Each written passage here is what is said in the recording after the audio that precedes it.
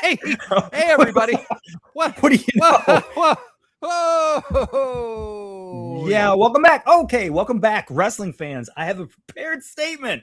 Michelle has the day off. In her place is your guest host, the toast of the Third Coast, with PhD in pain and a doctorate in destruction, Professor Degree, sometimes known as Cadillac Margarita. With me as always, your long-suffering co-host. Which way? You'll be this way, right? Founding member of Sickos Club and host of Sit Down, Shut Up, and Mark Out, the second best podcast on the internet. Whoa. I Blade Daily. Blade, how you doing? I was doing fine until you just called me second best. Like, what the fuck, dude? I called you show the second best, not you. Yeah, but I mean, that's the show is like a direct reflection. I'm not on the show. I'm not on that show. So that's why we take a look back at a classic wrestling event from wrestling's past through a modern lens. And this week we're covering the Royal Rumble from 1990 per listener suggestion. Ladies and gentlemen, this is professional wrestling the hard way. I wrote that this morning. Did you like that? That was fantastic. I do insult you. I was nice. We got Pippin in the chat. Oh yeah, fuck. Oh yeah, how do I open the chat up? You have to tell me how. I just did it. You got to go. You got to go over to the right, bro. The thing that says chat. The fucking dead obvious fucking icon chat. That says chat, and then open it. Studio. Click chat. on that. No. And then go to No, you go to public chat. Public. Yes. It is Pippin. Yep. Pippin's here. And the Hard Way podcast. Oh, that's us. That's and us. Something that says I. Who's that? Fucking imbecile. So that's Sickos Club. Oh, we're doing it through. Yeah. So it's Sickos Club, Hardway, and you are all commenting at the same time. Oh, it's your burner. Yeah, account, dude. That's weird. I didn't mean for that to happen. This is where you give yourself away. But that's happening. That's what's happening right now. I can even Professor see. Degree. Yes. What's that? There we go. I got a captain's hat on. Be good. Yes, Degree is utterly confounded by technology and utterly incapable of using tech. I shouldn't say that. He's logged in to his computer currently. He's broadcasting over the internet. It's because he I doesn't understand what the internet is. No, it's because I have children that help me take care of these things. Yeah, he thinks there's little mice and tubes that run digital imagery from one computer to another. And I've been telling you, Cadillac, that's not true. It is true. It's like the Flintstones. Yeah, I know. I know. Run by dinosaurs. I know. And you think that they like run little cars with their feet? I know they do. I know.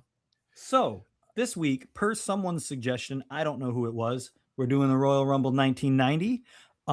If you are someone who likes to listen to this show and you want us to cover something, everything we're covering is on YouTube, so it's accessible for everybody. You don't have to pay for anything. We're not doing any streaming services. So if there's something you want us to watch, leave us a comment or whatever, or shoot us an email and we'll watch it. Yeah. I can almost hit us up at why at sickosclub.com. That's why, all one word, at sickosclub.com. And let us know what you want to see. We definitely want to, bring you guys in and have you participate with us. We share the links in advance. Most weeks, eventually we will do that. That's kind of more of a goal than something we're currently doing. But I'll even wear a different hat if you want to. No, I'm wearing this in honor of Mike Rotunda. You wear Degree. Yeah, I think it's time to level up. Okay. Now, because then you think anybody notices that I'm bald? Well, I do want to hide that because it's shameful. I mean, you know that you're deeply ashamed of your baldness, and absolutely as you should be, right? But what I think, we talked about Captain Mike Rotunda last week, and you put the captain's hat on, and to me, I had kind of one of those. The hat was glowing, like and you put it on your head. And all of a sudden, I didn't have to be blinded by the shining of your bald skull. Your own reflection in my head. Yes, and I'm getting distracted at the sight of my own beauty, and all of that. I didn't have to deal with that. Mhm. And the captain's hat looks cool. And I have So authority now. you've been a professor. Mhm. You've been a professor of degrees. Mhm. Might Still you am. be a captain of I degrees? might be the captain of your heart. You know that song? Yeah. Too long I ago, too yeah. far apart. Just couldn't Well, wait let's just another say you're the day for. dreamboat captain of Mhm. this podcast. Okay. Absolutely. And Skewered Universe podcast is in the chat. So I My think we've favorite leveled person in the whole world. I think we've leveled you up. So I'm just gonna do a little. What Hey about me? Pippin. Well, Pippin's actually nice to me, so yeah. Pippin and I, we actually kind of look alike. I noticed Pippin was at Dynamite this past week and posted a picture of themselves, Mhm. and I was like, Pippin and I kind of look similar. You do? We look similar, Okay. and I say that proudly. Pippin's a good looking guy. Pippin's Pippin's got a good. You want to talk about somebody with a fucking fine head of hair, dude? That guy's hair looks awesome. Yeah, maybe I'm wish casting because I want Pippin's hair. Maybe I'm wish casting because I want Pippin's hair. That could be true. That Do could be you true. want to talk about the Royal Rumble from 1990? I have so many fucking notes. I took notes for Okay. every single person that entered, and my So count was and off. eliminated. I have all Yeah, me too. entrances and eliminations. Okay. So this is gonna be great. We're gonna use the hand thing if we don't interrupt. Yeah. Okay. We're gonna Um, use the raise your hand thing. Guys, we are talking inside baseball on the external stream. mhm. Because I need to be walked through every single step of anything you do on a computer. Because I did not have Yeah, a well, computer until I was 30 years old. Degree we trying. see, did you see that I raised my hand? I did.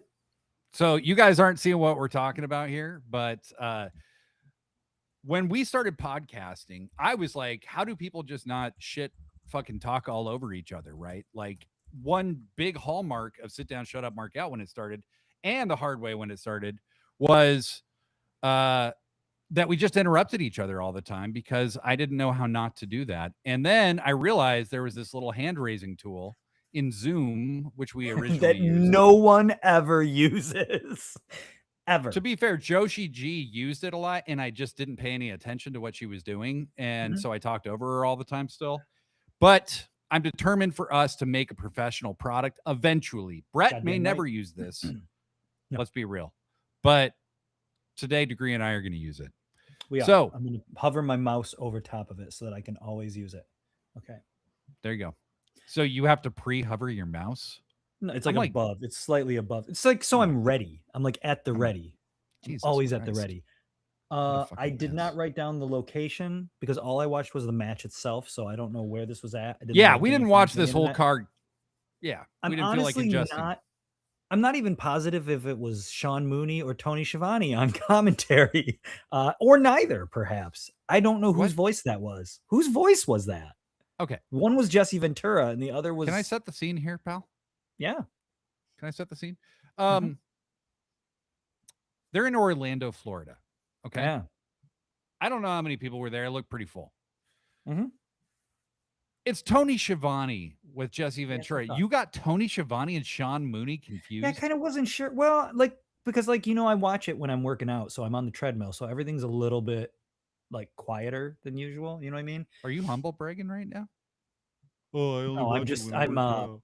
I'm what's it called when you are? I'm efficient with my time. That's all. I'm just telling you who I am, man. I'm not here to brag or show off or anything like that. Pippin, I would not. So Pippin says, "Hey, maybe I'll actually be able to get a word in the next time I'm on the show." I wouldn't I count on thought it. Pippin was mute. Who I knew? wouldn't count on it. I mean, I'm not saying that we're going to be considerate. I'm just No. saying that we're going to be more professional. Maybe I think Pippin there's a wants to difference lose between at those Jeopardy things. next time we do a Jeopardy episode. Well, Pippin beat me and you at Jeopardy. Yeah, but And because I lost all my money before you did, yeah, you I think you've technically beaten beat me you. at Jeopardy. Mhm. Nope, that's not how that works.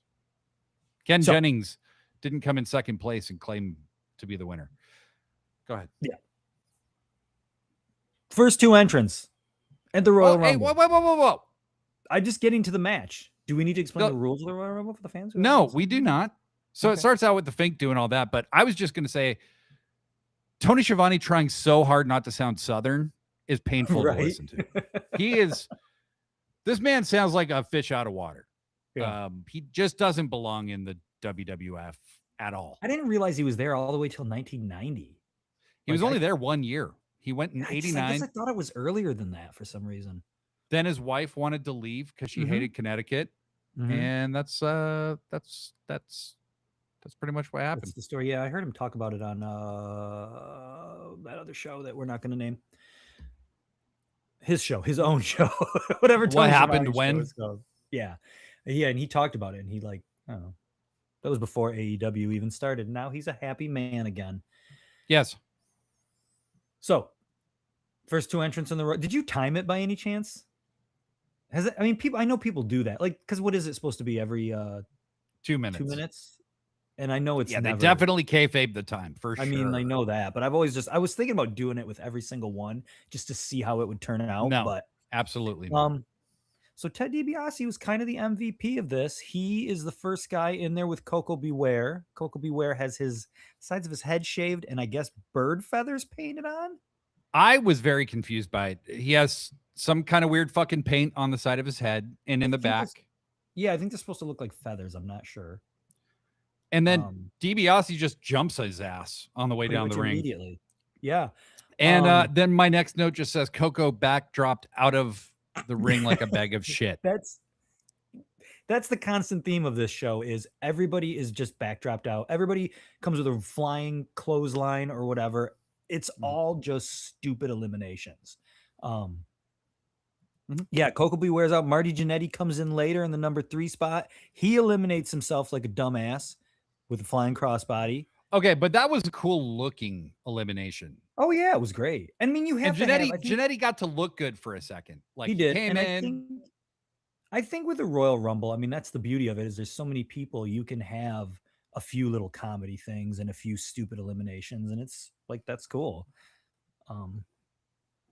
I don't know. Jesse Ventura says capacity crowd for the first time, and then Jake the Snake is in. Yes, and Jake and DiBiase had a long-standing feud, and Jake had been out because of with an injured neck the year before. That was actually because the honky tonk man broke a shoot guitar over his fucking head. Right. And that's what Jake claims is the beginning of his drug addiction, right? Yes. And who knows what's true about that. Yeah. But he got a shoot guitar broken over his head that wasn't gimmicked in any way and had a bad neck injury, but they attributed the injury to Ted DiBiase. And so Jake was just coming back at this time. Okay. And what I like about this Rumble already at this point, we're only 4 entries. This is number 4 entrant. They're setting up the stories that are going to carry into WrestleMania 6 because Jake wrestled Ted DiBiase at WrestleMania 6. And so Jake comes down. He's doing the pointy thing. The crowd explodes. Another thing I really like about this, no music when people come out. They did the music for Ted DiBiase and they did the music for Coco. But once that starts, it's just people, hear the buzzer go off. They see who's coming out and they cheer or boo. But you really do end up getting a real reaction of what the crowd thinks of this person. And I thought that was kind of neat. I would use the word neat. You don't even get, I mean, it's before the days of the stage, you know what I mean? So they're just coming out of a door somewhere, Right. It's when WWF still felt it was less show. I mean, it was obviously more show than anything else at the time, but it wasn't the big grand experience it is. It still felt like wrestling, Right. It wasn't about the pageantry so much that it wasn't about wrestling anymore. So Macho Man is next.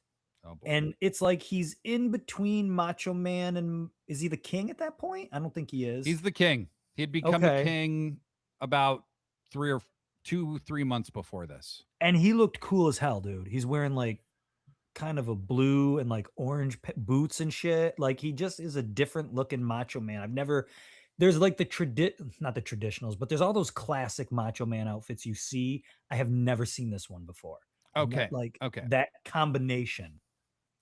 That's cool. I I have a don't note about that as well. So I know. think Macho had just converted from little guys to long boys. Okay. So he went from his tight, the little underoos Mhm. to the long tights. Which is The what I think elect of with the King. I think to me that's like the difference between the two characters, kind of almost Yes, like the yes. Now easy identifier. he's got these electric blue tights. Mm-hmm. And then they've got this pattern on them that is nothing like a normal Randy Savage before or after Yeah. pattern. And then he's got neon orange wrist tape. When he runs out, I have no idea who it is at first. Yeah. I mean, I genuinely did not know. He never wore anything like this again. He never wore anything like this before. It's a really, really weird gear It for looks him. like when I modify guys on the video game and I'm like, you know Yes, what I mean? I'm like, right, I'm gonna make right. my own version of Randy Savage, and that's what it Yeah, looks like, you know? absolutely. And he has a head, he has like the sequin headband, but it's not the whole do-rag thing. Like Right, he right. didn't have the He's crown, converting obviously. from the Macho Man to the Macho King. It's a work in progress. Yeah, at he this point. almost looks like he's like the third rocker. It's kind of cool looking. That was I like the cool. color combo. I I definitely do like the color too. combo. Blue and orange look really good together. I love it. Yes, and Roddy, Jake just gets his ass beat by Macho King pretty much. and Ted DiBiase. They mutually Yeah. just So agree, like, let's beat his ass. I was gonna say because they would have been enemies. What, a year or two earlier, right? No, come Savage on, and man. Savage and DiBiase, they fought at WrestleMania 4. I mean, that was 2 years Oh, ago. Savage and DiBiase. Yeah, Yeah, you're right. yeah. So, yeah, That's why like I was kind of like, 18 months before this, oh, maybe DiBiase they and Savage patched it were up. bitter rivals. And then 18 months after this, Jake is having his Cobra bite the fuck out of Macho That's Man true, yeah. on WWF Superstars and scaring the living shit out of anybody who saw it. Yeah, dude, that was awesome. That was one of those like, oh no, I'm a fan for life kind of things. Like when I got to Yes, see that, yes. that was cool as shit. Roddy Piper is number 6. Jake and Roddy kind of go after the bad guys, I think. I'm trying to see. My notes are very sparse. I watched it a while ago. The crowd fucking loves Roddy Piper. Not a shock, Yep. no surprise. I mean, so at what point when Piper turns good after WrestleMania 3? Or Piper, 4? well, because he retires He retired, to go right. film the movie, and then he had been back as kind of he was doing primetime with Bobby Heenan. Okay. He replaced Gorilla Monsoon. And so him and Bobby Heenan, he was very babyface on that, in that situation. And then he started gradually being reincorporated into wrestling. He was a babyface at WrestleMania 5, which was in 89. He did Who did he fight at 5? He didn't fight anybody. He did a Piper's Pit with Morton Downey Jr. Oh, Morton yeah. Downey. Okay. Morton Downey, sorry. And he hit him with a fire extinguisher because he was smoking a cigarette, remember? Right. And yeah. That's great. he did that. And so he was always a babyface in those appearances. I'm not sure when he first started wrestling again, but this is definitely one of his first matches back. And he runs out. He's on some kind of roid regimen because he looks more muscular than I think I've ever seen him, but also thinner. You know, he slimmed down a little bit. He looks like very Hollywood. When he's in, he looks bigger in They Live. I'm guessing They Live is what he left to do. That's what he did. Yeah. And he looks fucking huge in that movie. And yeah, he's definitely like trimmed down a little bit, but yeah, he looks his prime Piper, I guess. How old is he at this point? I would guess he's probably in his late 30s. Okay. He's like late 30s, early Flair and Steamboat and stuff, right? Right. I mean, yeah, I think Flair was 40 in 89. So I think Piper would be around that age. Also, we got some interesting comments here. So Pippin says Macho Man used to come into the grocery store I worked at all the time. He looked like an old sea captain. I didn't know who he was until he spoke.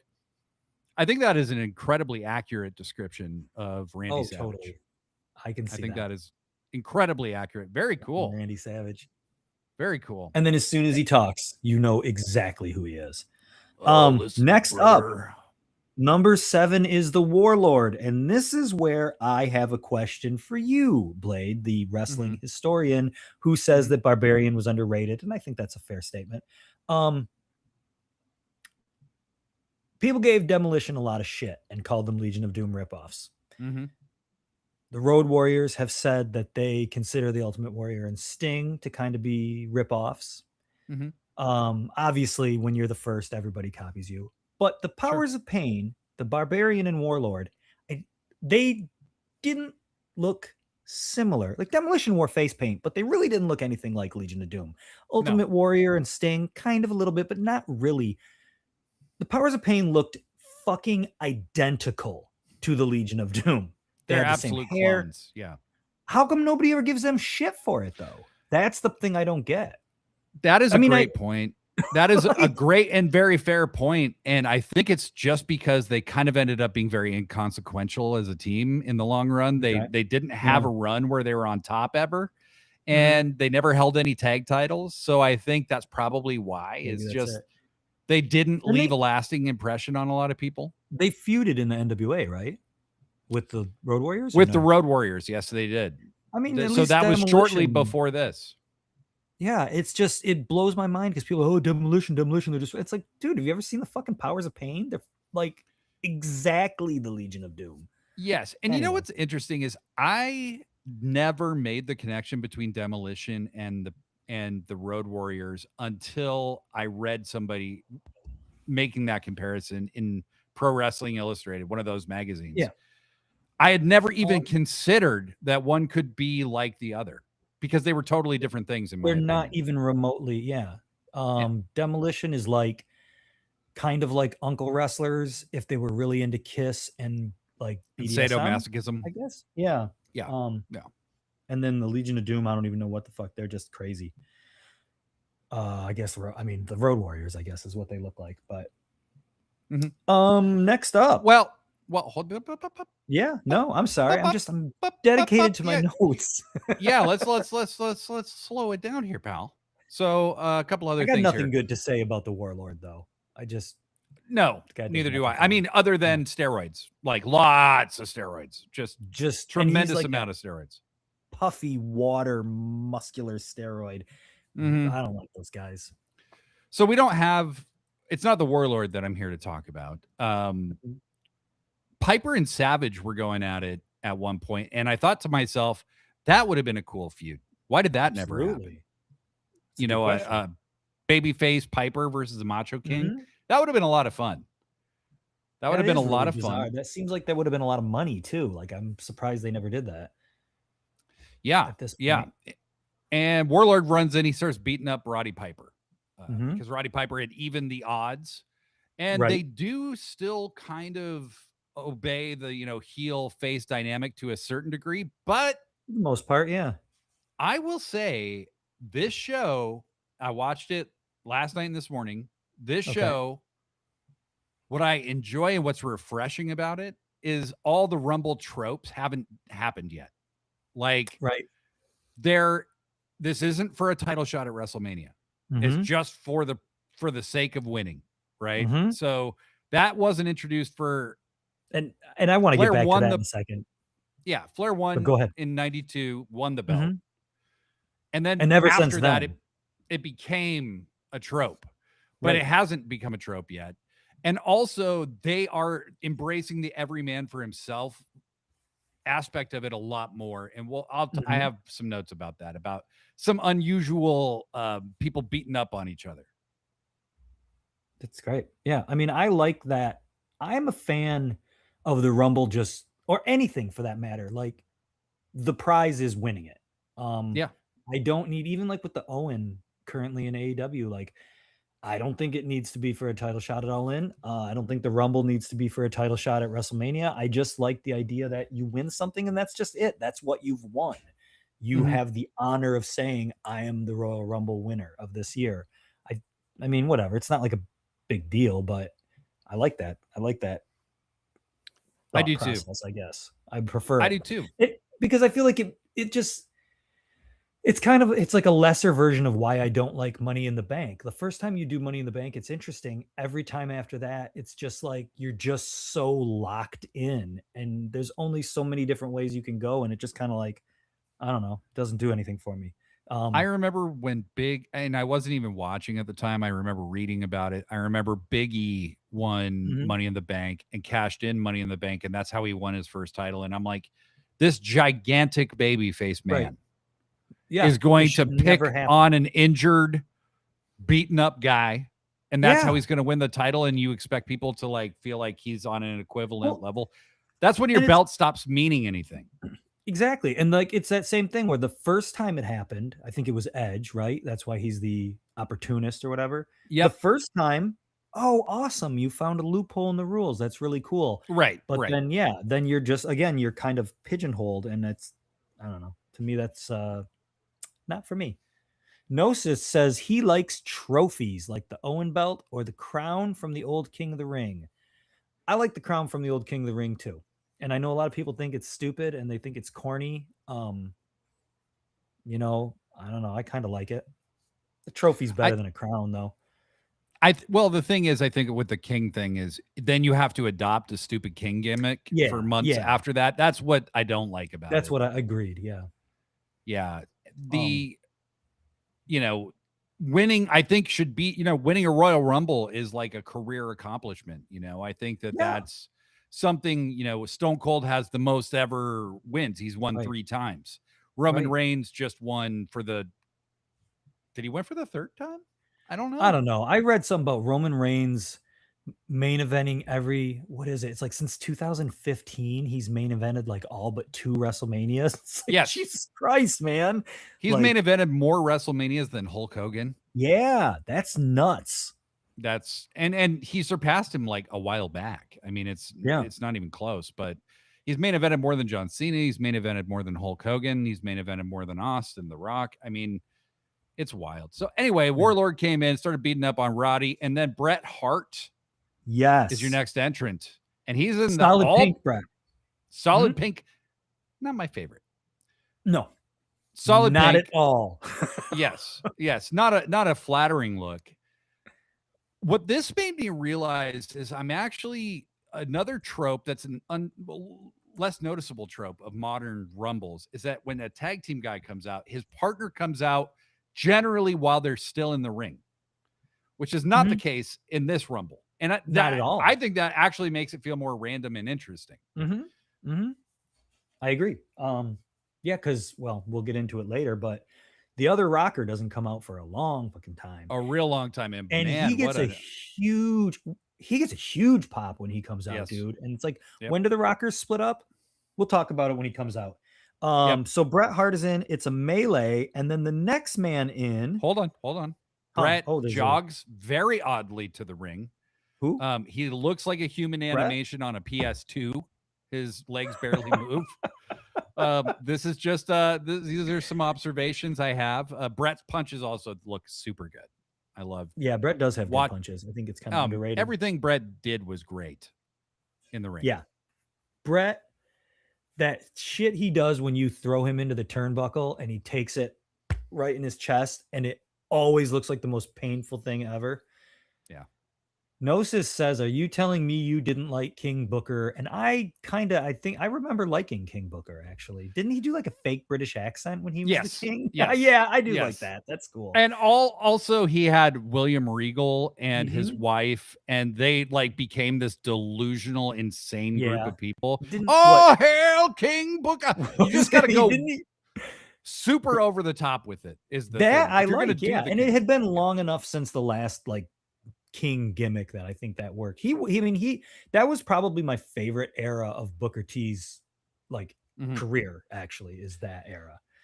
Skewer Universe says, I like the crown as the prize for the tournament, but there's only two king gimmicks I ever thought worked, which is the Macho King and the King of Hearts, Owen Hart. I agree with Mhm. you. I don't It's think pretty that good. there's I thought the King of Hearts was great. And, Mhm. like Brett won in 93, the But first pay per view they did. yeah, And he never, they didn't call no, him King Brett. no, It didn't matter. no.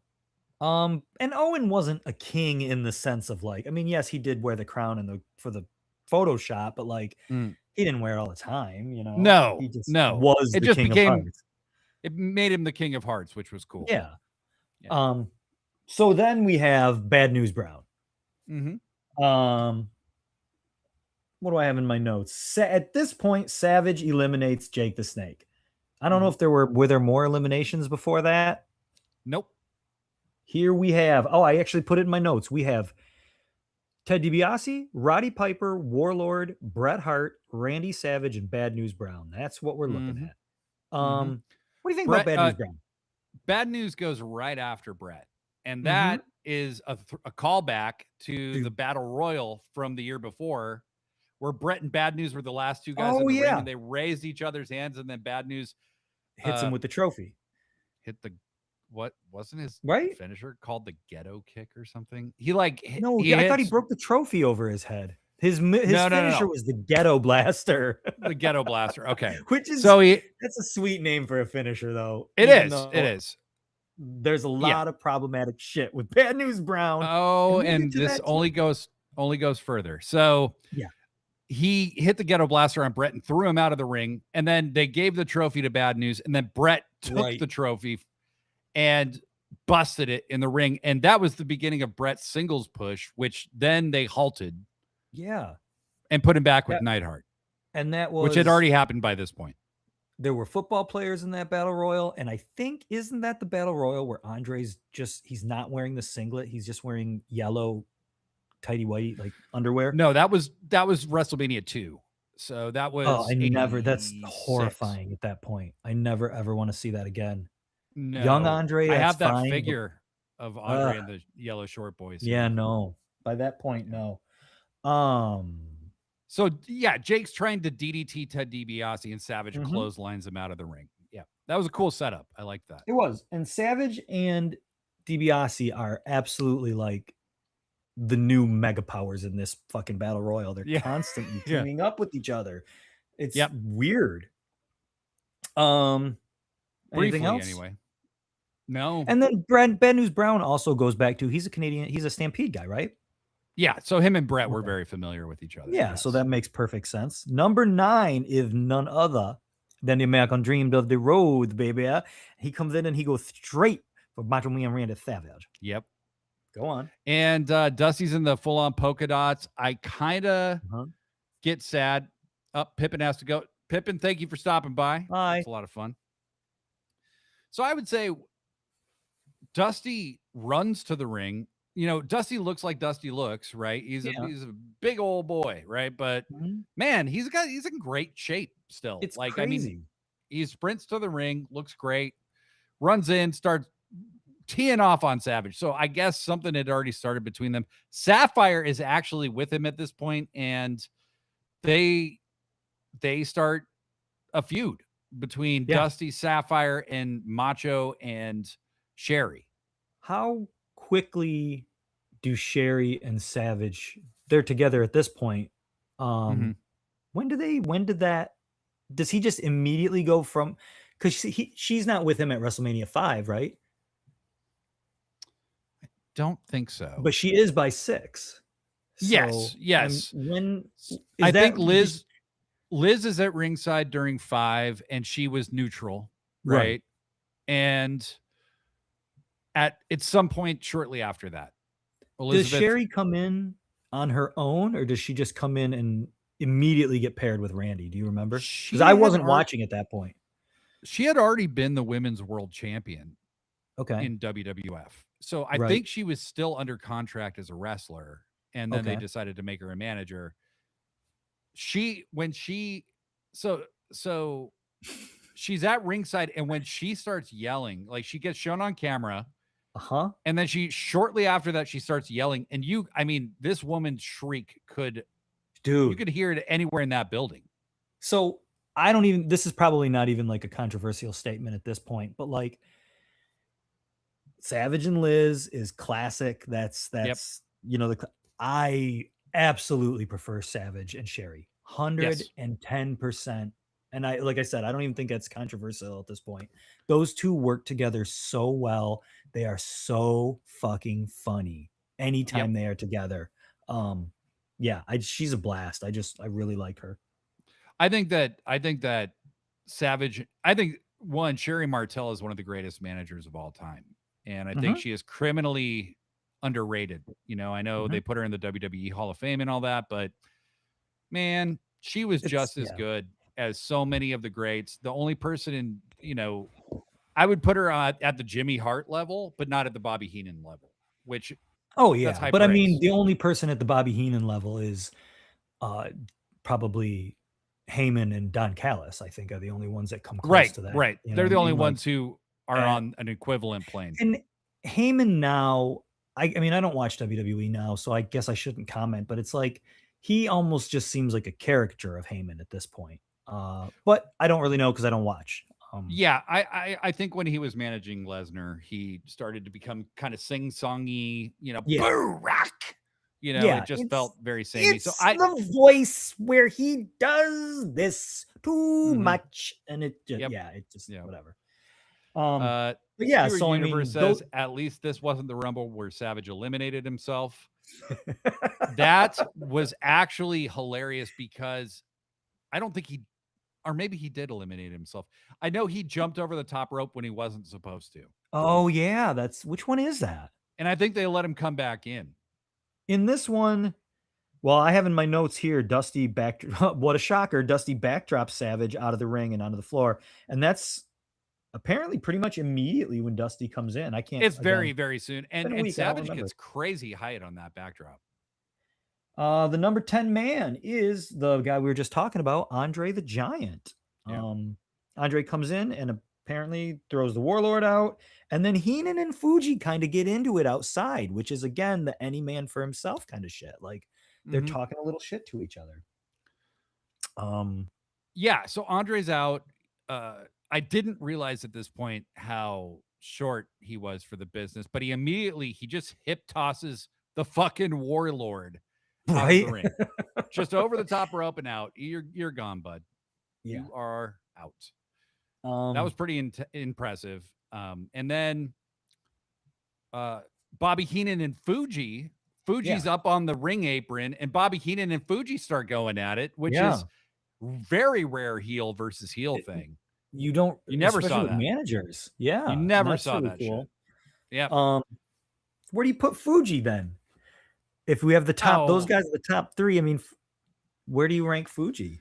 I I I I think Fuji's I entire gimmick is a trope from Odd uh-huh. Job from Absolutely. James Bond.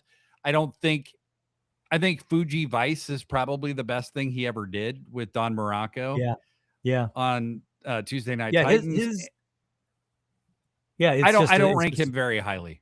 no. I'll say that. I can't even think of anybody of note. Well, he managed Demolition for a little while, right? But He even managed that, Demolition. That was Demolition, probably his like, best when they were run the as a heels, manager. yeah. But Yeah. I don't yeah, like you said, I mean, he's just kinda yeah, Actually, no, totally I'm just a sorry. His trope. best run as a manager would be managing Yokozuna. Yeah. Yeah. I mean, whatever. Number 11, your favorite professional wrestler, the Red Rooster. Yep. Yep. Okay. So So this anyway. is interesting for a lot of reasons, though. He runs in and immediately attacks Dusty Rhodes. I'm like, isn't he Yeah. a baby face? Like, why would you attack Dusty first? Is he a And babyface at this point? Had he split from yeah, Heenan he had already? split from Okay. Heenan. Yeah. Because he beat up Heenan at WrestleMania 5. So, And then I noticed he was doing the cluck head uh-huh. motion as he ran to the ring. And I'm like, you Yes. can run and do that? That's amazing. Well, That's he said he was supposed to get the Mr. Perfect gimmick, but unfortunately he was in the wrong place in line or whatever his claim is. They Have you very ever heard that before? randomly apparently gave Mr. Perfect and Taylor He could just have been Mr. Perfect, but right. instead he was the Red Yeah. Rooster. Skewered Universe is asking a question. What did he just say? Why didn't we ever get Fuji versus Heenan? Oh, well, we kind of did for a split second. Yeah, and I saw enough. Fuji was Yeah. memorable, but not for great reasons. Yeah. That is very true, and That's pretty much it. obviously a lot of Asian stereotypes. Also, he was a piece of Oh, shit as a human being. oh, really? Did you ever hear the story I about? I think it's with maybe Jimmy Snuka. They were neighbors. no. Fuji had complained about I think it's Snuka's dog. And No, I've never heard this. Snuka didn't address the barking dog. Okay. Fuji has Snuka over for dinner. And literally, this Boss Man Al Snow thing with Pepper. Seriously? Snuka, Fuji literally fed the man his dog. That's accepted as true. So, like, wow. I can't confirm with 100% accuracy Well, that of it's course. true, but I'm going to choose to believe it. he was case? known, and that was considered a rib. Right. Well, back in those days, it was just that was acceptable. Bad News Brown tries to punch Roddy Piper. Yep. Piper ducks, and Brown goes over the top rope and then pulls Piper out. Yep. And then that would set up another, Mm-hmm. shall we say, controversial moment in WrestleMania history, right? WrestleMania 6. Roddy Piper run into the ring, half white, half black, completely What the painted. fuck? It's, as a kid, I didn't No. really realize the connotations of it, but I also didn't understand what the fuck it, like. I think maybe, well, I wouldn't have even known what like Braveheart was, so I wouldn't have thought of it in those terms. It's bizarre. It's I mean, I have no idea what his intention was. If you go back and you listen to, I struggle with Roddy a little bit because I enjoy Roddy's work generally, but there is a lot of borderline racism, homophobia, a lot of that stuff in Roddy's work. And it's not just limited to Bad News. I think this is the most overt example, though, where like just one look at it is like, what the fuck? Like, what were you fucking doing with that? Yeah. Yeah. So apparently, though, he kind of, it backfired because I guess you ever heard that story that he couldn't wash it off, and it was like he had to go to the airport. Like he had to walk around like that for days. Yes. Well, maybe I did hear that. Maybe that was God punishing you. Okay. I don't know if this is the first time that somebody who got eliminated came back and eliminated somebody else, but Jesse Ventura, you know, I love and hate this about Jesse. He calls out all the shit that doesn't make any sense. And so he's like, why is Brett? I wish Brett was here. I know. Why is Bad News allowed to eliminate somebody after he's already been eliminated? That's not right, Shivani. And these guys are so confused. Nobody smartened them up. They brawled to the back. I did want to ask you though, like Bad News Brown.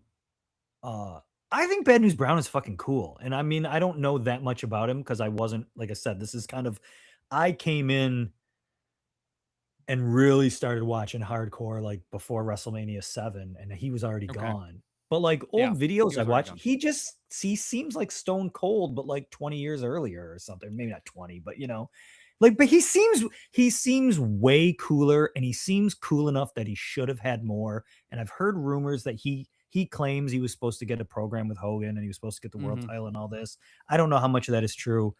I think he's cool though. I mean, that's all. He just seems like a fucking badass dude. He wore fucking fingerless glove.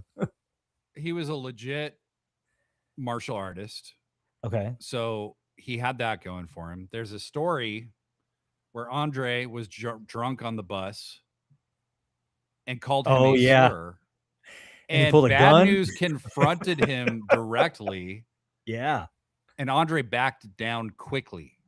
Did he pull a gun on him? Is that the story? I don't know if he pulled a gun or not, but maybe I'm mistaken. I know that Andre did back down to him and apologize to him immediately. Yeah. And Bad News also, I think, is a guy they would have been terrified to put in the ring with Hogan because Bad News could just shoot on the guy and take the belt off him if he wanted to. And maybe that's all. Maybe that's it. I mean, think about this. Andre the Giant is the guy that everybody says, well, Andre was a great guy unless you pissed him off. Or Andre was a great guy unless you didn't like him. You know, and Andre has his way with you in the ring. And that dude was afraid of fucking Bad News Brown. Yeah. Yeah. Also, Bad News Brown is a great name. It is. And the rest of his career, he wrestled as Bad News Allen. So, which is also an okay name, but Alan Coge. So, you know, there you go. The next man in is Axe from Demolition.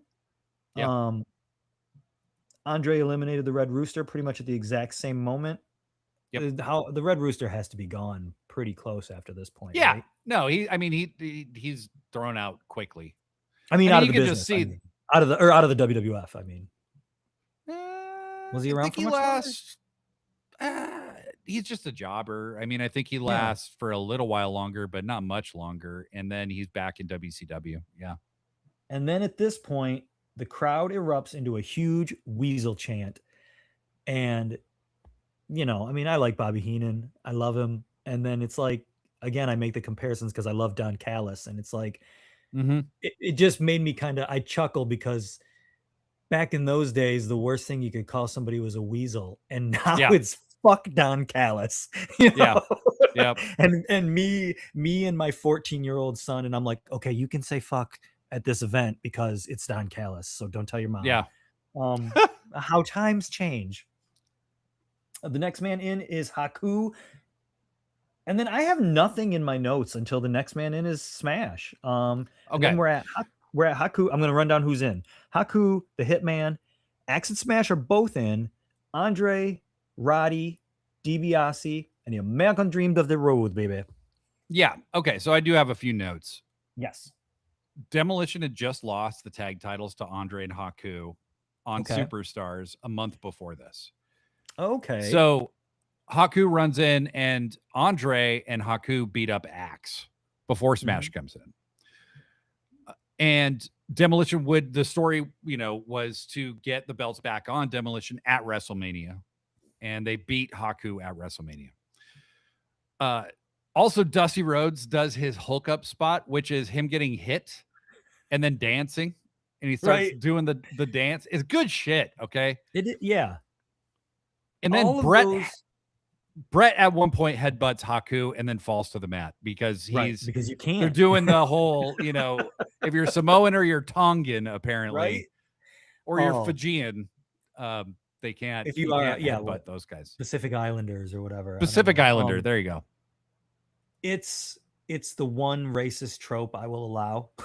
Yes. That makes any sense. It's because it's a positive trope, I guess. Yep. It's like, hey man, if that's where you're born, you just have a much harder head than everyone else. I mean, yes. Listen, I'm Polish. You know what our tropes are? We're fucking stupid. Oh yeah. We're stupid, it's not the greatest. People.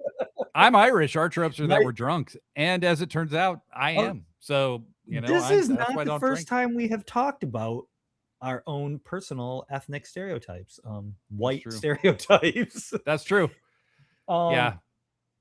So we as white people are very oppressed, obviously. What's that? I said we as white people are obviously deeply oppressed. We have it. We have traditionally in this world have always had it very terribly bad. Very rough. The next man in at number 15 is the one-man gang, but he's not the one-man gang. He's Akeem, the African Dream, which I guess was a Dusty Rhodes rib. It was a rib on Dusty, and that's what's so hilarious about this to me is that, I mean, this is cringy as fuck. Like, it is in retrospect, because it's this very large man saying he's from the deepest, darkest Africa. He's working with Slick, which is kind of their cover, I think, for the whole thing. And then I think it's interesting that Akeem and Dusty are in the ring at the same time. Right. Because this was originally come up. This is what's come up while Dusty was working for WCW. And now Dusty's in WWF and they're doing this. Skewer Universe with the accurate statement that white stereotypes are 99% true. I agree. They are. What do we have here? Demolition eliminates Andre with a double clothesline. Yes. And Brett had been thrown out off camera. And I think the Red Rooster might be thrown out at this point, or no? Rooster's been gone. He's gone. Yeah. And they say, because somebody I think it's Jesse says like, oh, you're so preoccupied with Andre, we didn't even notice, or something like that. Yeah. And I actually could see kind of over the shoulder of the Demolition dudes. You see Brett's legs just kind of go up flying in the air over behind those guys. And he gets eliminated. I'd be pissed if I was Brett because him and DiBiase are the Iron Men at that point. Right. And even like, we'll get to it when it happens, but like for as amazing as his run was, DiBiase gets eliminated, and it's like it didn't seem like it seemed like there should have been more fanfare around it. Like it should have been a bigger deal. I don't even remember who. DiBiase's still in. He's for still quite in a it at this while point. after Yeah. this. Yeah. Oh yeah, like he So- goes a long time. And the entries I've noticed have slowed way down at this point. Like they're not coming in even I think it's more like every 4 or 5 minutes, like they're slowing way down. But Jimmy Superfly presumed murderer Snuka is the next guy out. Presumed. Yes. And Snuka eliminates Akeem. He does this flying jump, but he puts his hands up. It is supposed to be a headbutt. Right. But his hands don't. He always puts his hands in front of his head. So it's like he's shielding the guy, obviously, from the beginning. But he also is hitting it from behind. But his hands don't even make any contact with Akeem. And Akeem just barrels over the top rope. Akeem's gone. He's just like, I'm done. Was he ever the one-man gang in the WWF? Yes, he was in like 86, 87. That guy was kind of cool. That seems like kind of a waste of his coolness. I always thought one man gang ruled. And then he becomes a one man gang shortly after leaving WWF, also known as one of the genuinely nicest guys in the business. Really? And he just left because he was tired of the schedule. He had enough money. He didn't care. Yeah. That's awesome. And then he wrestled as a one man gang for like another 10 years, I think. And I was going to say he was on the indies for a while, right? And he's still around. He wrestled in WCW after this. He was the U.S. champion after this. That's fucking awesome. I love the era of the roly-poly badass. If you're a big round dude and you're like 6'4" or whatever, you're the toughest dude in the world. What's a quote here from Skewered Universe says, early Rumbles didn't have every elimination called out, and I miss that. It's fun figuring out who's still in the match. That's a good point. That's interesting. Yeah. And it wasn't so tightly scripted. You can see people talking to each other. You can tell they're trying to like figure out what's supposed to happen next, but it's not this tightly scripted thing. I think the thing about Rumbles now is they look scripted. They feel scripted. Every move, everything that happens in a match feels scripted.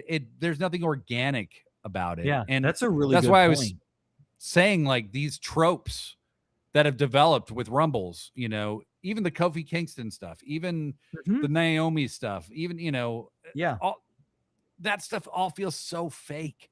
None of it feels organic. You get these exciting moments, but you don't, again, it's like back when you watch the old one, it just feels like wrestling. Like it just feels like this is shit that's happening, So Haku runs, so I'm sorry, Snuka eliminates Akeem and then immediately starts getting his ass kicked by Demolition. All of these people are baby faces. I kind of like that. Yeah. Haku then defends Jimmy Snuka. So Pacific Islander unity, apparently. Then they fight.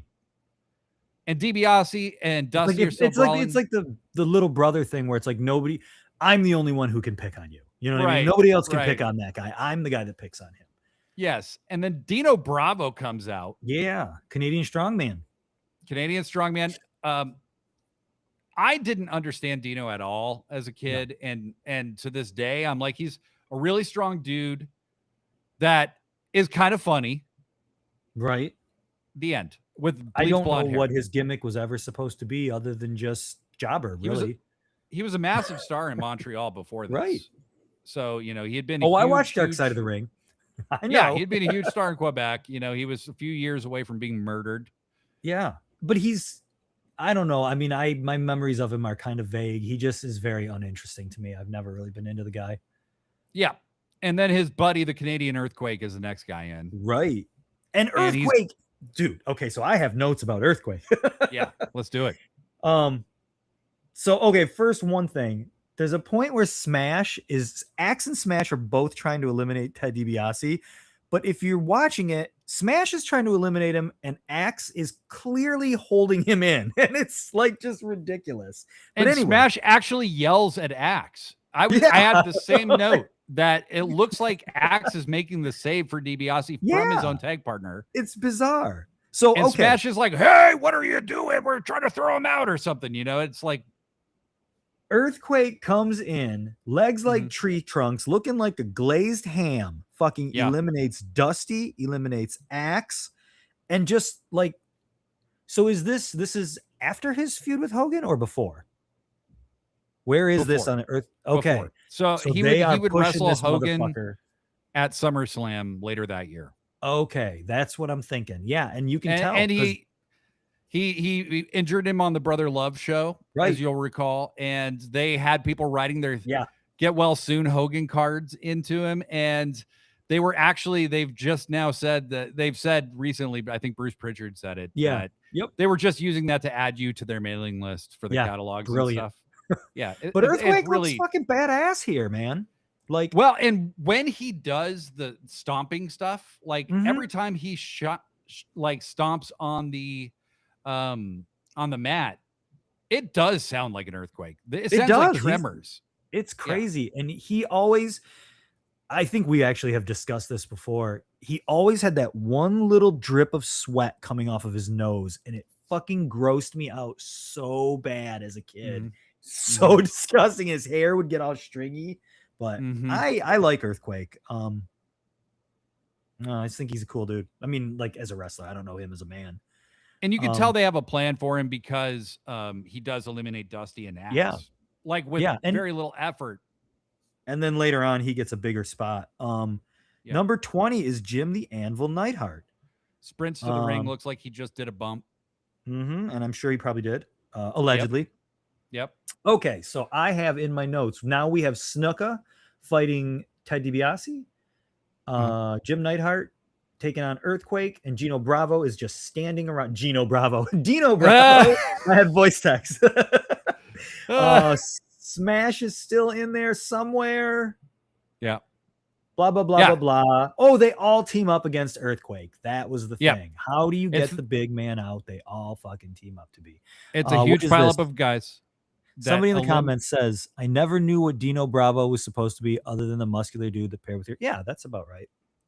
Yep, Skewer Universe, totally agree. Never knew what he was really supposed to be other than he's just like a kind of annoying guy who's with Jimmy Hart. A lot of Jimmy Hart's guys tended to be Yeah. that way. You know, it's I love Jimmy himself as a manager, one of the Oh, hey, greats, baby. but hey, He is. baby. I told you about the time that I met him at a toy show. Yes. And Yes. he just Tell the that's all story he said, again. "Hey, Tell the baby." story again. So I'm walking. We saw him first. Well, it's almost two stories, but he was there. Somebody else was there, and I can't remember who it was. But my wife's like, "Hey, I think that guy over there is a wrestler." And I'm like, "Well, which guy are you talking about?" And she's like, "Well, that guy with the hair that looks like it's dyed with shoe polish and the skin that looks like leather." And sure enough, it's Jimmy Hart, just tanned and gross. Like when you leave something in the oven for too long and it starts to crack and it's so dried. And as we're leaving, he's wearing sunglasses the whole time. And I never went and talked to him because I didn't really care. I didn't want to stand in line or anything like that. But I kind of just wanted to, hey, as we're leaving, and I look over and he's wearing sunglasses, but I presume we made eye contact. And he just looks over and goes, "Hey, baby." That was all I fucking needed. That's Real better quiet. than an autograph. That's It better was. than anything else you're gonna get. It was like Hey, baby. when I met Jake the Snake at a show one time, and this is years ago, and I was like, "Hey man, I was a fan when I was a kid, like, it's cool to meet you." And he just kind of looks at me, he's like, "So how is it? Did I live up to all the hype? Is it even worth it?" I mean, it's just like, he was such a total fucking asshole, but I loved it. He didn't offend me or anything. It was like he wasn't like being a dick. He was just He was being he's a sarcastic. heel, I guess. I don't know. Yeah. Jake was great. Next up is the Ultimate Warrior, cocaine personified, tassels, and face paint. He eliminates Dino Bravo. Backdrop. Yep. And then there's then a cool he starts. spot where Ted DiBiase's like tied up in the ropes, and then the Warrior and Anvil are taking turns like chop, chop, chop. Yeah, cool yeah. They were laying them in on DiBiase. Yeah. Like they were chopping the shit out of DiBiase.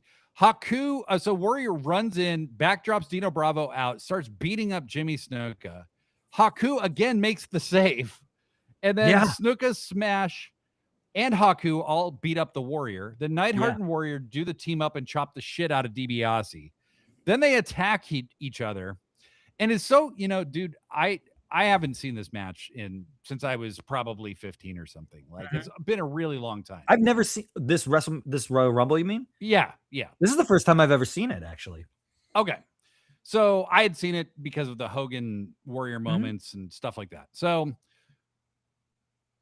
I have such a different conception of what's supposed to be happening in wrestling now than I did as a kid watching this. And so these guys are all teaming up on Warrior. And obviously Warrior is going to look really, really strong. Okay. Yeah. The model Rick Martel runs out. Okay. He gets big boos. This is Robin's egg blue. Beautiful tights. God, beautiful tights. I loved it. And I am a huge model Rick Martel guy. He is one of the criminally underrated dudes from this time. He never lost on television, only on a big event. He never lost on television. He'd do jobs on house shows and stuff, but he never lost on television. And what I noticed about the Warrior, who, but keep in mind, was my favorite wrestler when I first started watching, he just doesn't register or sell for anyone. No. It's like he doesn't even really know he's wrestling. Yeah. And he looks like he's just trying to go from thing to thing to thing. Like, he knows he's supposed to be somewhere at a certain time and he goes over there, but he's not convincing in any way. Haku eliminates Smash with a Savate kick. Martel almost goes out, but claws his way back in a really great spot that kind of presages the Shawn Michaels, foot thing. Skin the cat. Yeah. And then, but he kind of crawls back in. And then Tito Santana comes in and goes right at Martel. Yeah. Because they had broken up his Strike Force the year before. Right. And are just kind of in a permanent feud. Martel, again, I mean, I know we've talked about him several times, but it's like, yeah, he's a dude that you really could have done a lot more with. And if they were concerned about, he's got a strong accent, well, all the better reason for him to be a heel in the fucking 80s. You know what I mean? Well, and it worked perfectly with his the model thing was great. The arrogance, perfume, when he blinded Jake the Snake, that was great. Yeah. And that was like a year from now, Yeah. And I also, I think Martel, we'll get to it, I guess, but Martel is almost like the Warrior's like supervisor in this match, because every time the Warrior is like, looks confused or like he's trying to kind of go somewhere he's not supposed to be, Martel goes and hunts him down kind of. And really? I guess I never noticed that. We'll talk more about it. Honky Tonk Man is your next man out. Yeah. One of the only times you ever see Honky come out without his full entrance gear on. He just comes out in his tights. This is a pre-Rhythm and Blues Honky Tonk with Greg Valentine by a few months. He comes out. Neidhart gets eliminated by Martel and the Warrior in a very unathletic spot. Yeah. So they like have him up on the ropes, Martel and the Warrior, and they push him over. And then Jim just kind of like barely lands on the apron, and then he just rolls off the mat. Like, it's just, he's like, look, I'm not taking that. Whatever you think I'm he just gonna didn't do, look convincing in any way. The Warrior then finally eliminates Ted DiBiase with a clothesline. Yeah, and it's like almost like off to the side of the camera or something. Like, it's not, I feel like that should have been the biggest moment of the fucking Battle Royal. It should have been in a lot of ways. It should have been, because he was in there from the beginning. Ted DiBiase is a big heel. I mean, he's like the heel in the WWF, maybe the biggest, other than like Savage, I guess, is a heel now. But like, yeah, it's like, it just seems like that should have been a much bigger thing when that happened. Well, so this is where I think you see Vince miss the boat on a few people. And it's, in my opinion, it would be DiBiase for sure. DiBiase should have been a world champion. Yeah. Because that $1 Million Man gimmick is made to be the guy who loses the belt at WrestleMania. So I think DiBiase is a major miss. He's the number one biggest. Yeah. And I mean, think that era, of that era. Yes. To a lesser extent, I would say Mr. Perfect as well. Yeah. He Absolutely. and this match is actually right where the missing the boat part starts, Uh-huh. because I think Perfect should have won this whole thing. Uh-huh. I was thinking the same thing, Yeah. actually. Yeah. And Well, so yeah, okay. so you know, so DiBiase's eliminated, great showing from him. Mhm. Okay. And then I It's have a here. note. Oh, go Go ahead. ahead. Go ahead. You go Well, ahead. oh yeah. So here, this is my thing. I should do the hand raising button. Um, We both forgot. Yeah. Here's the thing with the WWF that eventually made me like. This is why when I kind of figured out WCW, why I went that way is I'm gonna because shock of all shocks, I'm gonna talk about an '80s toy line here. I'm all If about it, bro. you read GI Joe comic books, Cobra Commander was a ruthless, Yep. unscrupulous, devoid of any morals. Yeah. If you watch the cartoon, he was a fucking goofball. Same thing with He-Man, and of course I understand it works in a cartoon and it's for kids, so I'm not like dogging it. But, there was nothing intimidating about Skeletor in that cartoon. Right. That's how WWF kind of presented. If you were a bad guy and you were on the way up, yeah, okay, you're awesome. You're a bad guy. You're doing awesome things. And once your moment at the top was done, they just seemed like goofballs to me. Like nobody seemed serious anymore. And I don't know if that's just the overall circus atmosphere, if it's the goofiness of the gimmicks or what, but it's just like, yeah, like DiBiase getting eliminated almost off camera after all that. Yeah.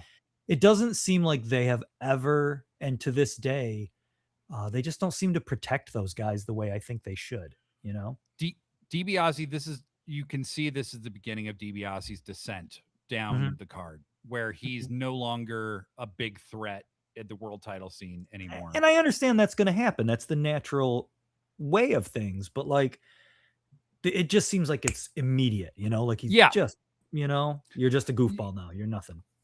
I think that the idea really, I mean, and you could say that about so many people, Yeah, yeah, like the only yeah. He's people who just the one really thing. are kind of immune from that are Andre Mhm. and Savage, because Savage had been a Sure. babyface and kept the company going while Hogan was filming No Holds Barred Sure. and kept the houses at the same level. Yeah. So Savage, they knew, needed to be protected to some Mhm. degree. And so he doesn't just fall off the face of the earth, but Right. he's sure as hell loses to Hogan every time there's an Right. And he opportunity wears a to. plastic crown. you Yes. know? Well, yes. Yes.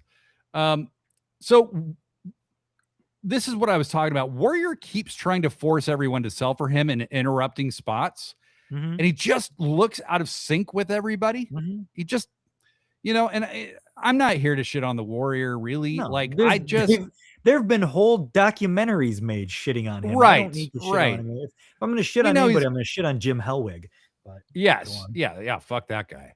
But he just he inserts himself into things. It doesn't look good for him to do that. And I notice people stop selling for him at a certain point. Like, get the fuck out of here.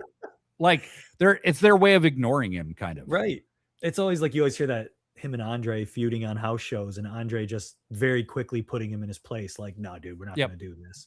But Yep. yeah, the Warrior was the guy that got me. I liked wrestling in that first initial boom when the cartoon was on, but never was Hmm. really like into it. It's super into Hmm. it. The Hmm. Warrior, because I'm a comic book fan, got me into wrestling. But now, like you said, when I go back and watch it, it's like, oh, I understand why everybody complains. He had no place in that business. Like Well, he is bad. he wasn't a good athlete. He had no psychology, and No. he kind of needed to win all the time in order to be believable. Like, Yeah. you just, you couldn't see him just lose cleanly in a match and still Right. go on after that. Right. And Because he's from another planet. he's from another It planet. makes sense. Yeah, yeah. And it just didn't work, So it's interesting because I try to think, like, people have booked, like, said, his run in 96 was very disjointed, which it was. Mhm. But I'm like, okay, well, let's just say it wasn't. What if he Yeah. had been that same guy and stayed in WWE and Austin wins King of the Ring? Where is the Well, Ultimate Warrior in that company? You know what I yeah. mean? What would you have done with him in the Attitude Era? Yeah. Yeah. Like, how would you have evolved that character to make him work? And I think even he maybe tried to evolve that character, and that's what felt so out of sync about it. Well, But he did wear that hat that one time. yeah, and he had a weird feud with Goldust briefly. Right? But the next guy out is the Hulkster. Right. And Crowd goes of wild. all people, Jimmy Snuka immediately attacks him, and Hogan immediately eliminates him. Yeah. Then Hogan boots Haku out. Yep. And he hasn't even taken his shirt off at this point. No.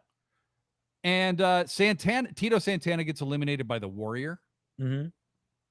And then this is where Martel is trying to control the Warrior, it looks like, because him and Warrior are brawling in the corner.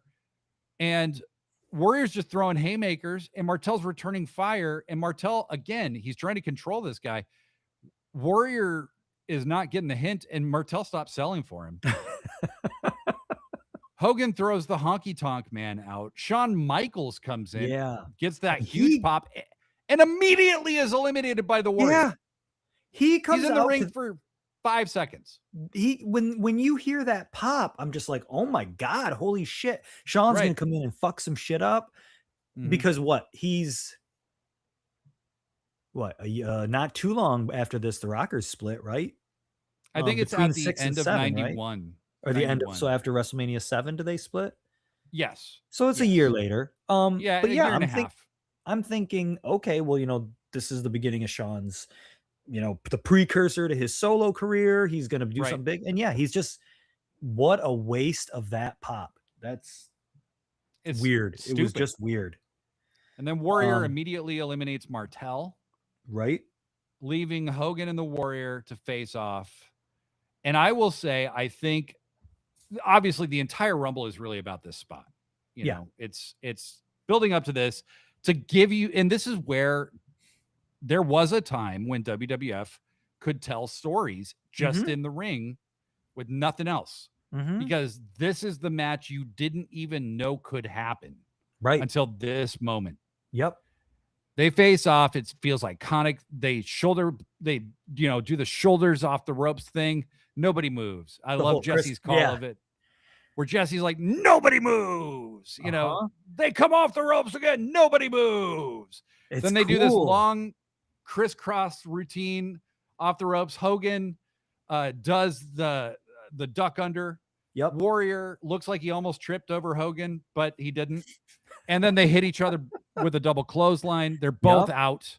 They did a great job making them look kind of equal. And then that's the whole, they obviously do a bigger version of that spot at WrestleMania. Yes. And Hogan looks good here too. It's not the puffy Hogan, like wherever he was in his steroid cycle, he looks cool. Not gross. And then while they're both down, the Barbarian, the most underrated man in this match, runs down to the ring. And just in my notes, I have the heroes are easy pickings, and all of the anabolic steroids that have ever existed in the entire world are in the ring at one time. Yes. Except for the Warlord. Yeah. So tell us, wax philosophical about the Barbarian, since you're such a fan. I am a huge Barbarian guy. So I think this guy could have been so much more. If Warlord never deserved to go any further than he did. No, he's a perfect guy for that spot. Warlord's perfect. He's the guy that he gives the British Bulldog a challenge as he's on his way up to the top. He gives the Warrior a challenge on his way up to the top because he's a physical specimen. He's just not really good. Yeah. But Barbie could work. He could. I mean, I'm not saying he's like Bret Hart or anything, but when I say work, I mean, he could work his style, that big man style, with some athleticism. He did those running boots, and he did the hawk, clothesline off the top. That was his singles finisher. And I really felt like if they had really dialed in on him, I hate the way they changed his look when he got with Bobby Heenan, and he kind of wore that like weird fur and he had like deer antlers and stuff. Yeah, it was a terrible look. They could have let him keep the Powers of Pain look and change the Warlord. That'd have been fine with me. But time after time, when you go back and you really watch Barbarian matches, oh, dude, I had that. Oh my I'm God. gonna pull this picture of him out. Keep talking. Yeah. Yeah. So I was always a fan of the Barbarian. Even as a kid, I kind of recognized that he was a lot better than the Warlord. He was actually intimidating. He was intimidating, and he was he was scary. And he has an interesting background too, because he was from Tonga or Fiji. I'm sorry, I can't remember which one. I bet his forehead was really hard. But he was a sumo wrestler. Really? Yes, he was a sumo wrestler, and he had a country. He went to Japan to do sumo, sponsored by his government. How was he a sumo guy but he wasn't like a big roly-poly dude? No. And a lot of guys weren't. Like Tenryu, like Genichiro Tenryu, also was a sumo guy. Oh, I didn't know that. You don't think of him as being a big sumo dude. No, I thought that was like almost a requirement of sumo. No. There's weight classes. I mean, there is weight classes. And so so he does sumo for a little bit and kind of flames out. And while he's in Japan, he starts wrestling. Yep, there's the look we're talking about. This era. This is for if you're listening to this and you're not watching it on YouTube, I have a WWF Superstars 6 official collector's guide, which was basically just a big pinup magazine of WWF, not wrestlers but superstars. And the Barbarian at this point is in his fur and deer antlers gimmick. So go on. I'm sorry, I interrupted you there. So Barbarian's out there, and I don't know if they were afraid to make Barbarian look too strong against Hogan and Warrior, but Rick Rude just runs down and enters without any countdown at all. Yeah. And just starts mauling the Warrior, and the announcers try to cover for it, but there's no way to. No, the announcers say something about, the clock started as he was running in, but I'm like, the clock never appeared. Like, I don't know what you're talking about. The clock never appeared. Shivani's trying to cover for it. Yeah. Ventura, of course, is all too happy to point it out. Because Jesse just does this shit, and I like it. I honestly I enjoy it. Jesse. Well, it's one of those things where I always liked Jesse as a kid because I did not like Gorilla Monsoon at all when I was a kid. He's a fucking kiss ass. Heenan was a bad guy, but Heenan was supposed to be a bad guy. But like when Heenan would say, like I remember, I think it's WrestleMania 7. At one point, Hulk Hogan is choking Sergeant Slaughter with a cable, T-shirt. And Heenan points it out, and Gorilla Monsoon's like basically like, "Oh, that's not really happening." And I don't like liars. And the thing with Gorilla is he was a liar.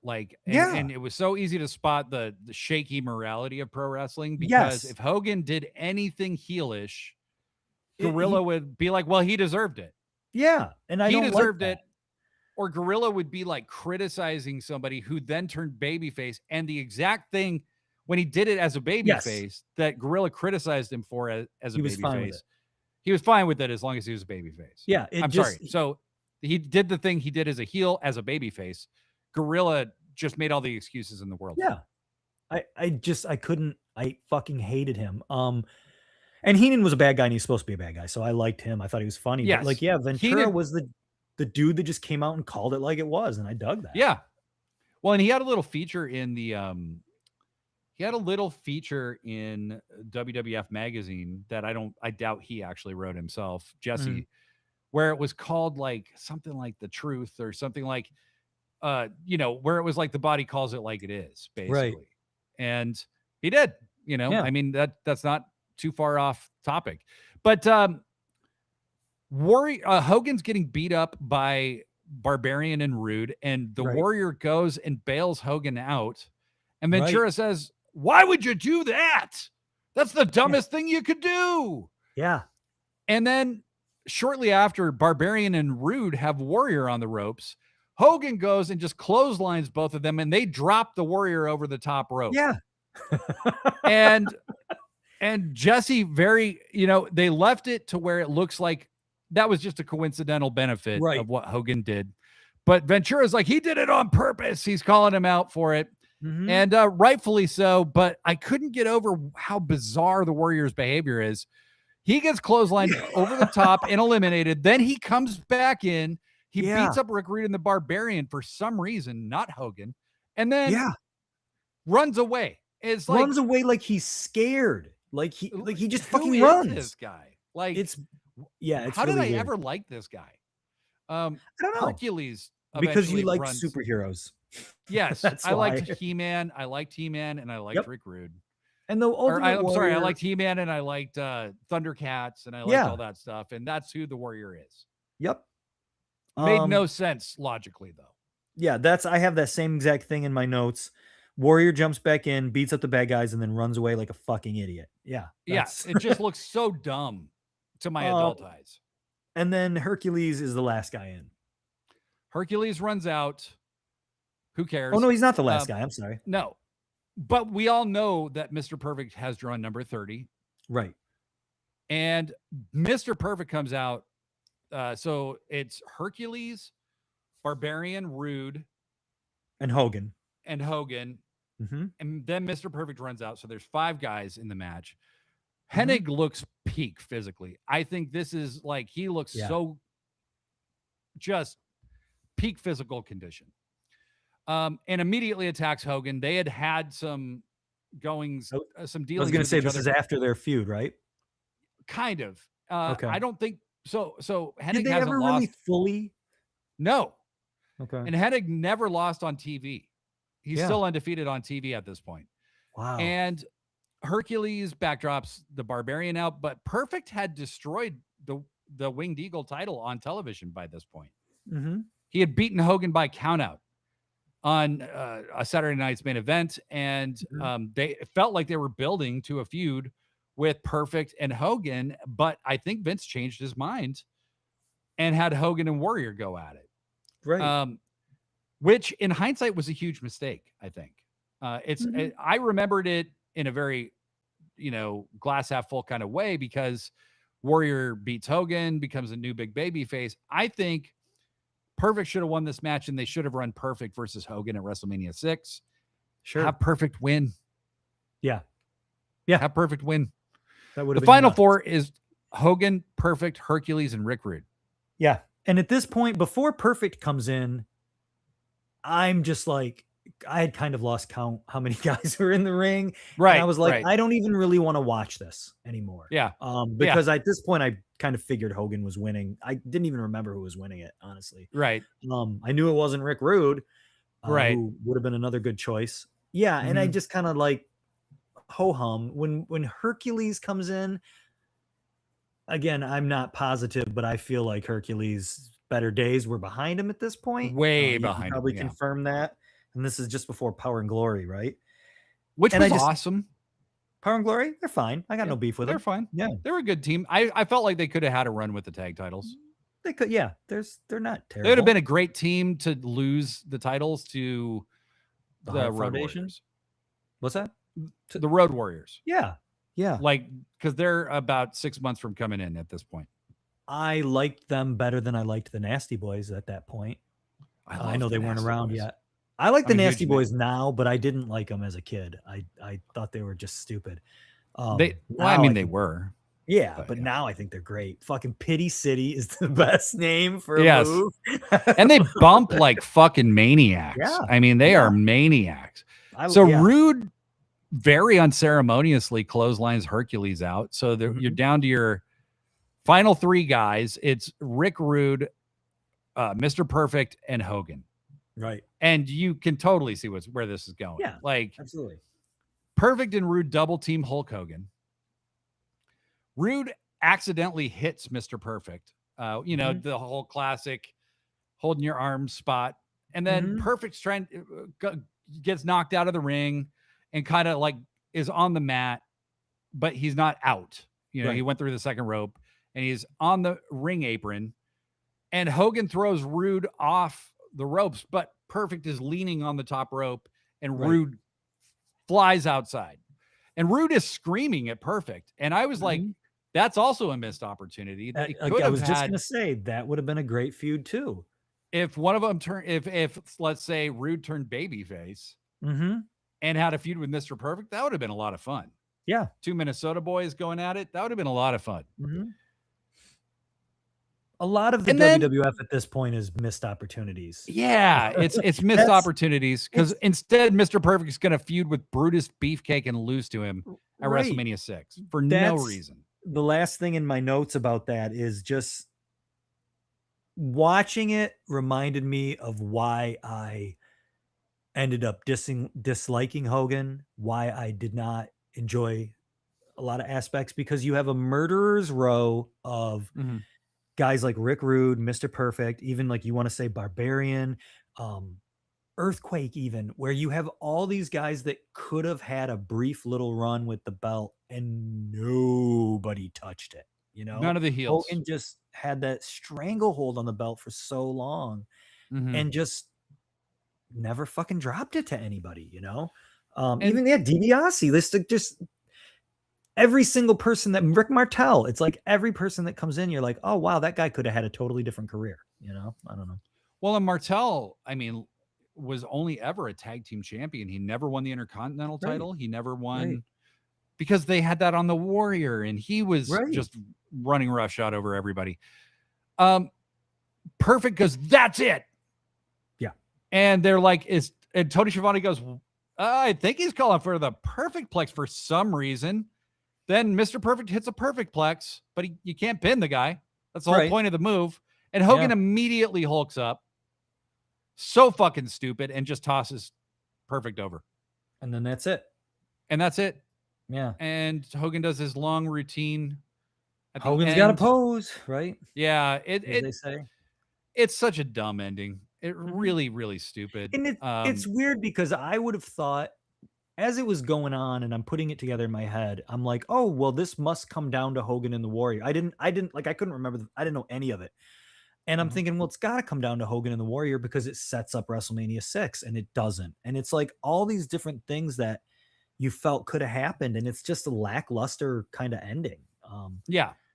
And then there's a dude in And the front row that's a full-grown adult man wearing a Hulk Hogan sweatshirt. And I'm like, it's "Who all why are you you're a and at the grown end, Hogan man." takes his sign from him Yeah. and like puts it in the ring and then gives it back to him. And the dude's like, this is the best moment of his entire life. Yeah, and he looks at me, he's like, "Yeah, bro." And the sign says Yeah. Hulkamania will live forever, which it did not. Yeah. Well, and he's probably at one of the insurrectionists at the Capitol on January 6th. Absolutely. Um, one note for me, I love those classic Royal Rumble ring aprons, the purple Mhm. ring aprons. Mhm. They're so basic and so clean. Yeah. Love them. They used them for Yeah. another few years after this. I think through to like 94. But man, like I wish I had an authentic scale ring For that purpose. for that of that. Like it would look so cool. Yeah, Like it I seemed said, like oh, go ahead. go ahead.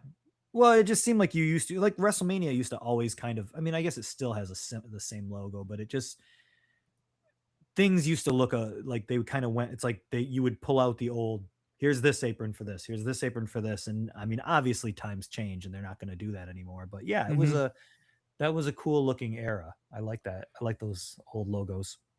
Yeah, and I thought there was a lot of the every man for himself thing. They embraced it a lot more at this Mhm. time, where seeing the Ultimate Warrior and Jimmy Snuka go at each other, or seeing Tito Yeah. Santana get thrown out by the Warrior, or Or seeing seeing Haku save all the baby faces, you yeah, know? or seeing him save Jimmy Snuka a bunch of times, or Right. seeing all these people you would just never see at any other time ever go at each other.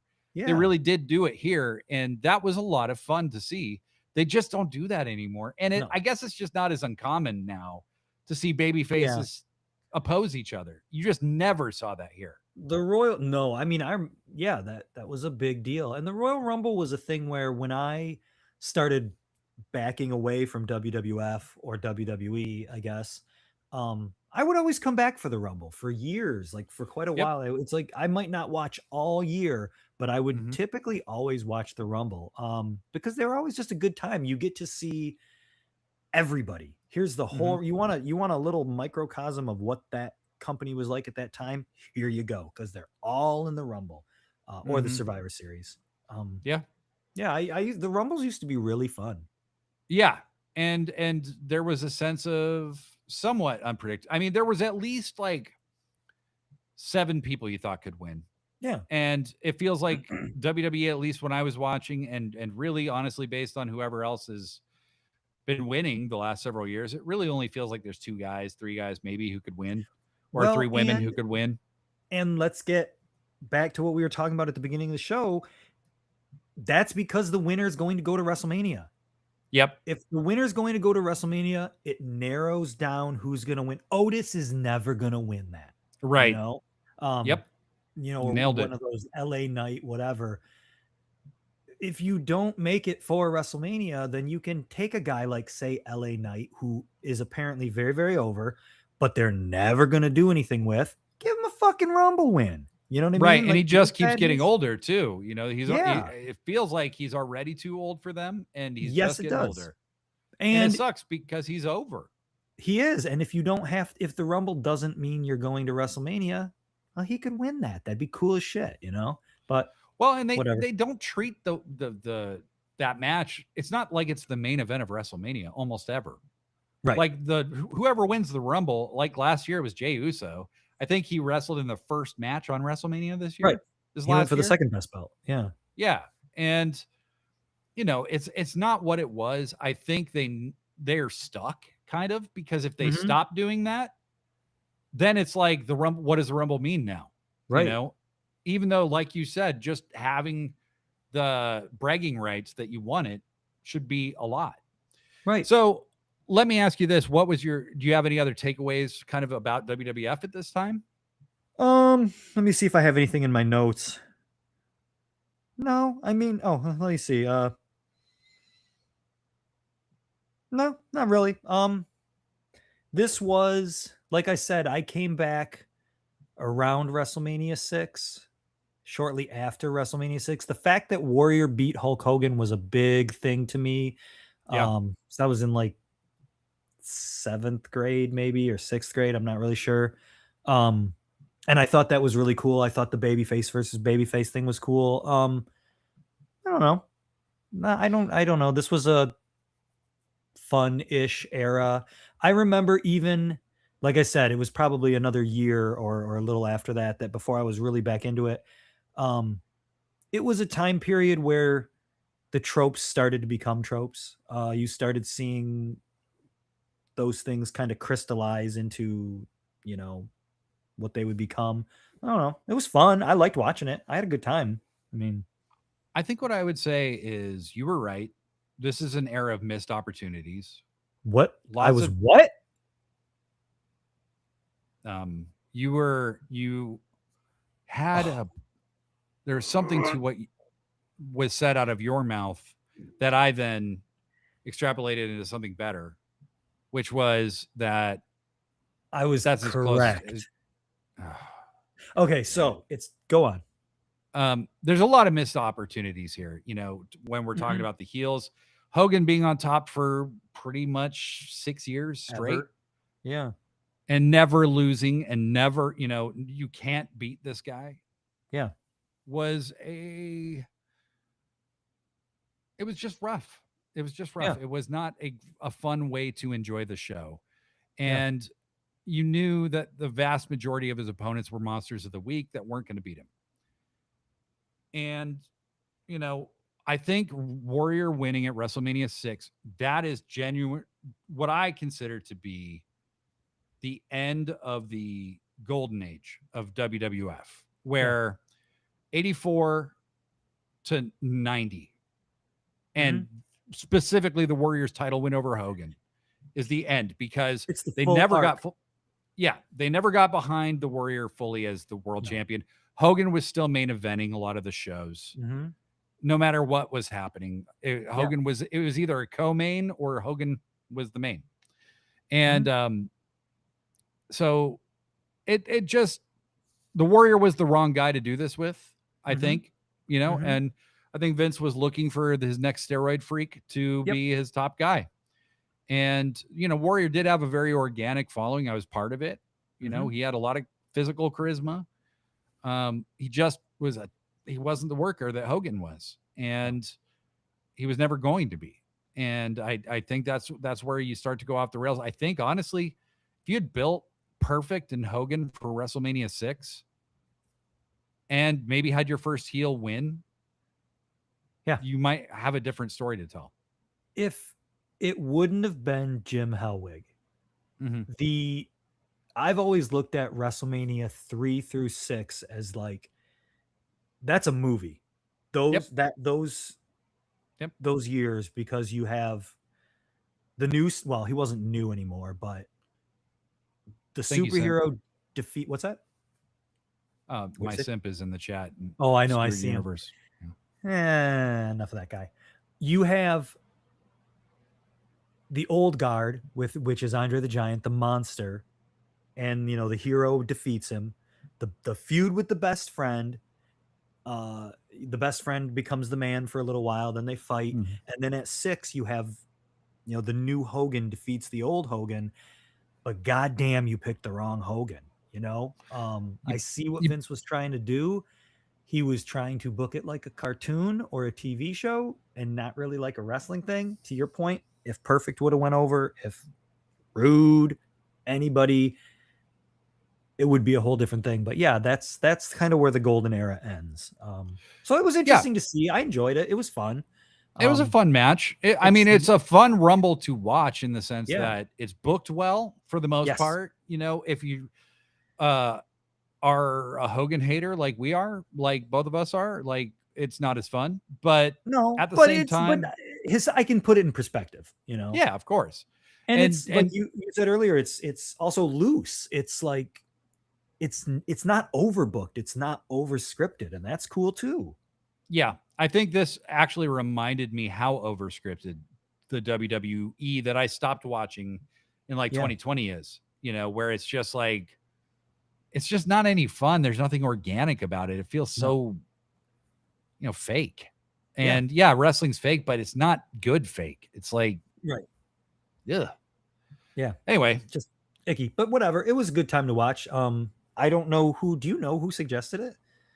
I don't remember their name. It was on Spotify. I do want to give a big shout out and a big thank you to them. Yeah, thank you. Please, if you watch this on YouTube, follow our channel. That's the/hard/way/podcast on YouTube.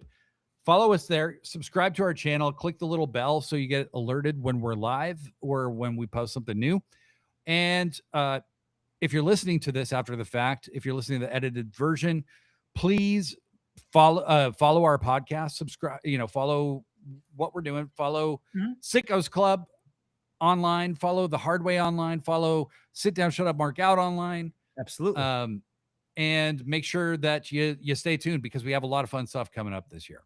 Yep. And everything we do, as we said earlier in the show, everything we're doing, we're just getting stuff off of YouTube. So we usually try to give you a little advance notice. You can watch, before we watch, and you can listen and see if your viewpoints align with ours or not. Yeah. I don't know. And also next week, we are reviewing Wrestle War 90. Yeah. And I don't even know what that is. I know a few of the matches. You're going to see Lex Luger versus Ric Flair again.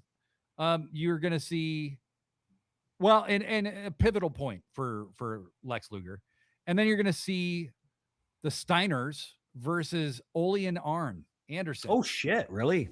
That should be fun. Wow. That's going to be a lot Well, of the fun. reason we're going to watch it is because I stumbled on it, and you're going to see a fucking amazing rap video at the beginning to kick the show off. And I can't wait for that. I can't either. That's going to be great. That's going to be great. Skewer Universe had a quick message for you there, Degree. Oh, yeah, thanks. All right. The suggestion came. Do the deal. Get us out of here. All right. He's Blade Daily. I am Professor Degree, or Captain Degree, if you will, Cadillac Margarita. And this is Professional Wrestling the Hard Way. Bye. Yeah. Thanks for hanging out, Jeff. Love you, buddy. We're out of here. Bye.